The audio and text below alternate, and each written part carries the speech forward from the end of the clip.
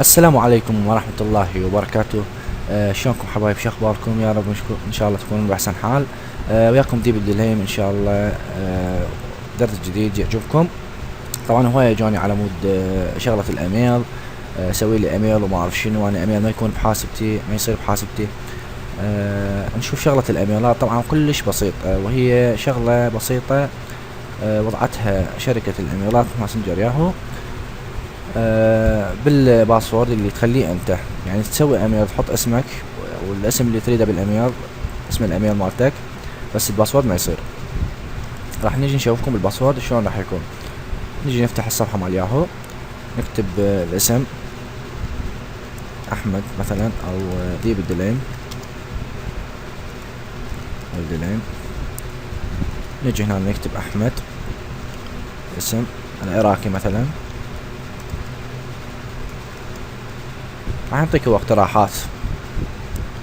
تاخذ الايميل اللي يفيدك انت، اللي تريده، طبعا تنسخه لك هو، وتحط الباسورد مالتك. الباسورد حبايب قلبي يكون على احرف كبيرة، يعني حروف كابيتال لتر، حروف كبيرة. تدوس كيبس تشغل حروف كبيرة. بمعنى يعني خل اشوفكم اياه. يعني الحروف حبايب قلبي مثلا ما يكون هيك شي، مثلا احمد، تيجي تكتب الباسورد مثلا احمد، ما يكون هيك احرف، حروف كبيرة. احمد مثلا هيك باوة، هيك تكتبها احمد حروف كبيرة. نجي نكون الباسورد. الباسورد حبايب قلبي مثلا يكون احمد 2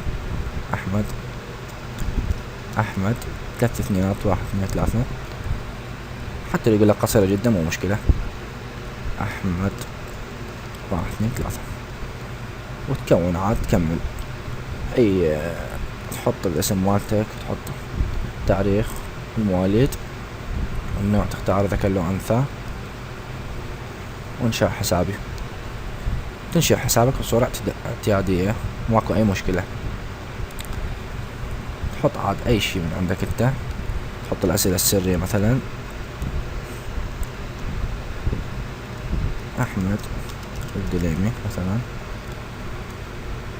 على سبيل المثال حبايب قلبي. طبعا مثلا الدليمي.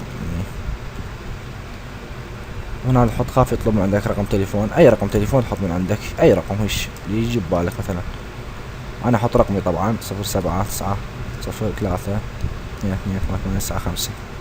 احط رقمي يعني، وتحط الكتابة السرية THWORD،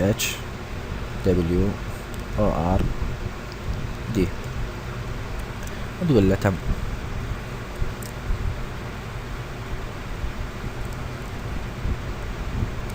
ننتظر شوية. تم الايميل، تم دخول الايميل، تم تسجيلك بالايميل. شو راح تقول له؟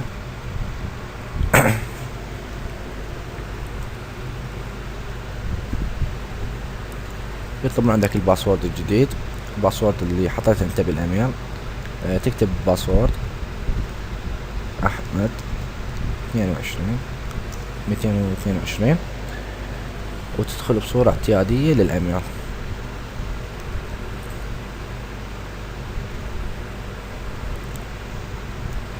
تقول له لا اوافق، وتم انشاء الايميل بنجاح. هذه هي الطريقة حبايب قلبي. مجرد تكتب الباسورد كابيتال لتر.